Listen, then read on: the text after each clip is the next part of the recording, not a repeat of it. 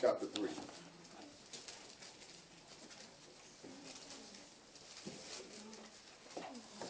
Colossians 3 and 23.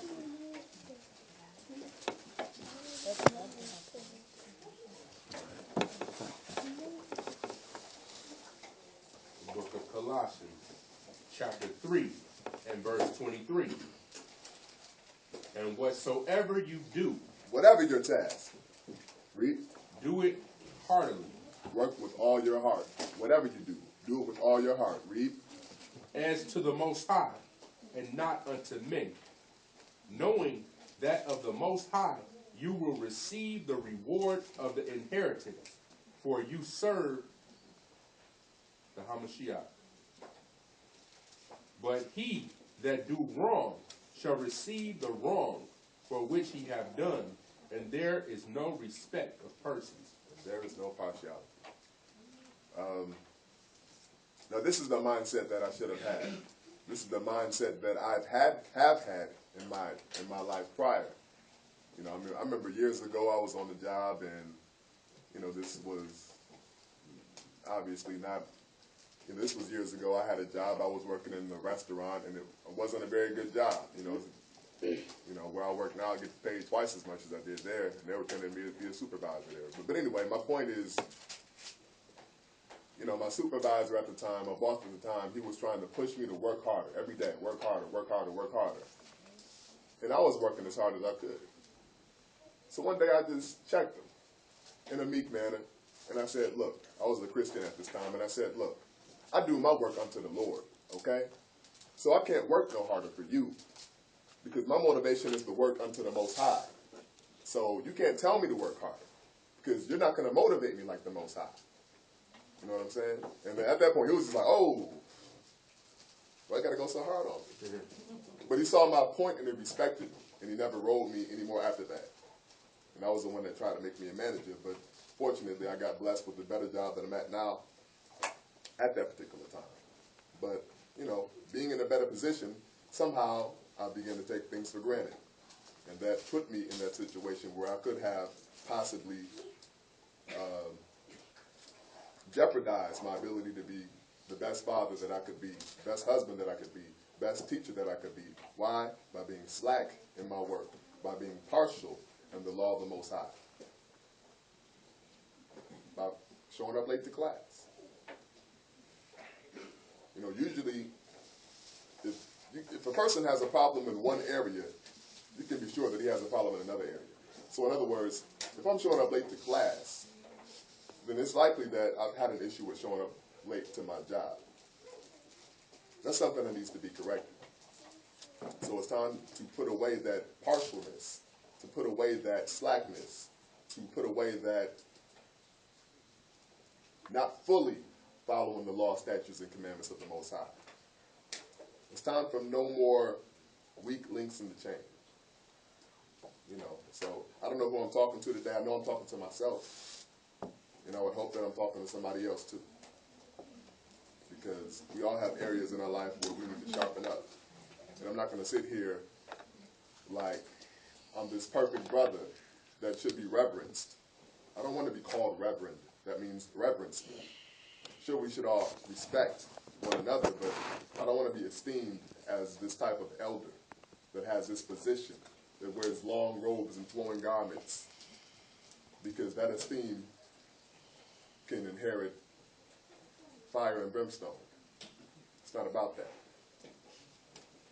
So I just wanted to speak on that real quick, you know, to encourage myself and encourage others not to be partial in the law of the Most High. You know, the Torah law, which commands us diligently to teach our children. Now, if anybody remembers the title of this lesson, the Miseducation and Indoctrination of the Children of Israel, then let's get back to that.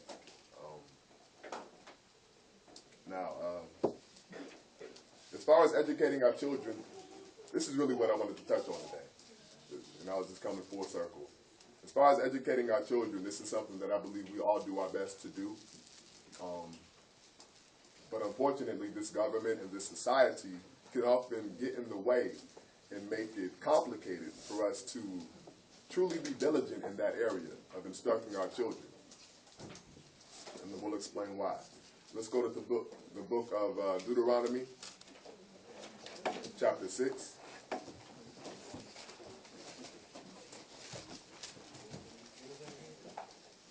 Deuteronomy chapter 6. And we'll start at verse 6.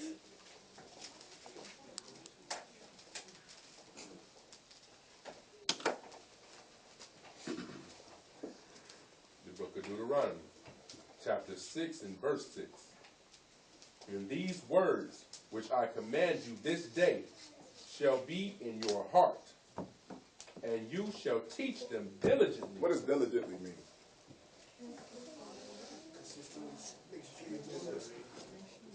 Very, very good. Reread that and start at 7 real quick. Verse 7. And you shall teach them diligently. Half-heartedly?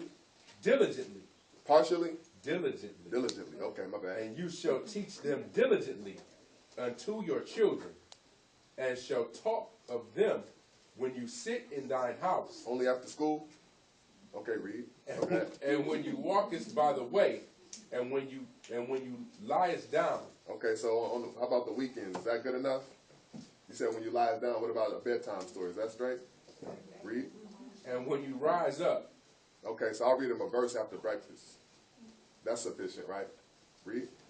And you shall bind them for a sign upon your hand, and they shall be as frontlets between your eyes, and you shall write them upon the posts of your house and on your gates. That's good.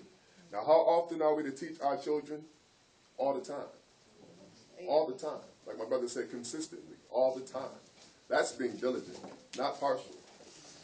But the complication behind it is we're sending our children to these public schools every day, or to schools every day in general, whatever type of school they are. My stepson, he was going to it wasn't a private school. This was last year. It was like a Christian school, something of that nature. But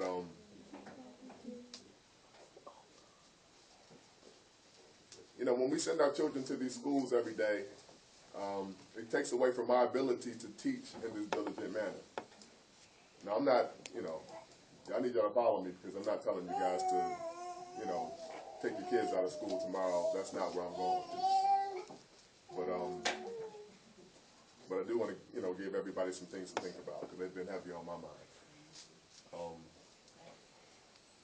Because the thing is, no matter how much we attempt to teach our children, the school, the society always has the upper hand.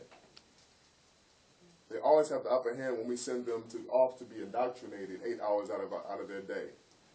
And we only give them how many hours out of the week on Shabbat? Was it 4 hours? We start at 3, I guess 4 for me, I'm sorry. And don't laugh at me. It's okay. Appreciate y'all. We get out at 7 or 8. I know we all do things throughout the week, so I'm not saying that we don't, but when you really balance it out, who has the upper hand? They get 8 hours a day. Okay, now think about the average school day. Depending on how old our children are, they might sleep from 8 to 10 hours out of the day. Breakfast in the morning time, bathing could be an hour to 2 hours. Travel to and from school could be an hour. The school day could be 7 to 8 hours. Homework could be a couple hours, 1 to 2 hours. Television, social time could be 1 to 2 hours. After that, we're left with about 23 hours. 23 hours. And we haven't even talked about extracurricular activities. I didn't mention basketball, nothing like that yet.